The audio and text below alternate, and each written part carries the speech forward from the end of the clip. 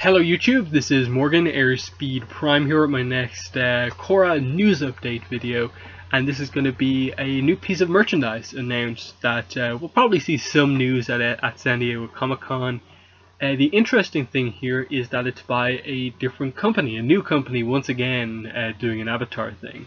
So let's get to it. There's an article on Nerdist about this, and as you can see, Mondo brings Batman, Korra the Rocketeer and more to SDCC exclusive. So yeah, this is a new company for Korra, which is obviously Mondo, which seems to be a company that makes a lot of really high-end statues, and they seem to have a lot of licenses, and this is our first time doing Korra. So if we scroll down, we get to the Korra news, which is here, and it says, Legend of Korra fans may enjoy the Korrasami in the Spirit World statue, which was designed by series co-creator Brian Konietzko and sculpted by Joe Jung. Believe it or not, the statue is essentially a sequel to the series, in that it catches up with Korra and Asami a few days after they enter the Spirit World as a couple. It won't be available to buy at San Diego Comic-Con, but pre-orders will begin soon. So I assume they'll probably announce like a price and maybe say that the pre-orders are live at the convention or something like that. And yeah, the picture, let's just see if this get a full-size one. There we go, full-size image there. Looks really nice. Definitely the most, I think, high-end statue that we've seen, just in terms of the detail of the sculpt. It looks really good. Even the base, I think, is definitely something that stands out. The little spirit there, as you can see, it's very clear that they are in the spirit world, and I think this is something that Korrasami fans are going to go nuts for. Once the price isn't crazy, this is going to sell, because it's this perfect thing to sell to Korrasami fans, and it just, I think, works so well on that front. Now, it seems like Mondo, the way they work things is that their prices tend to go from realistically like $60 to like $250. So we know very little about the size of this thing. Just that, okay, it seems reasonably big, because I think one thing to look at probably here is the level of detail probably means it's a relatively big figure, so it probably might be on the more expensive end.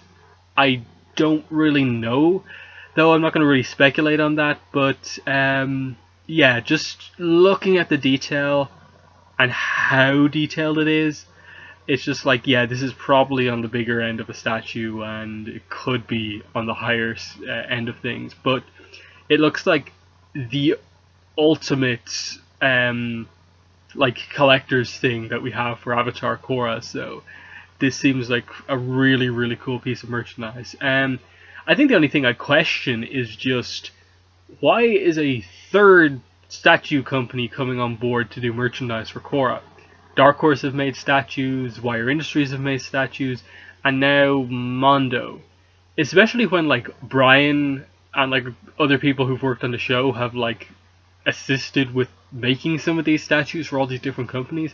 It's really weird to kind of just think about what's going on with the licensing here. In that Wire Industries is a company that basically, it was as far as we're aware, the people who work for Zwire Industries are people who worked in the show, Melchior Zwire. That's where the name comes from.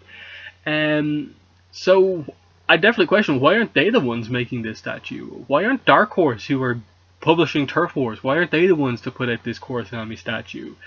Obviously, I assume the sculptor is a guy who works for Mondo to some degree, but it's definitely an odd one in that it would seem more fitting for this statue to come from the more official, linked with the show companies, Wire, or the company that's actually publishing the stuff that's Korrasami focused in Dark Horse.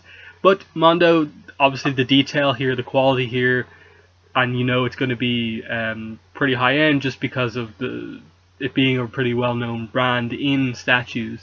But yeah, that's more or less all I have to say here about this thing.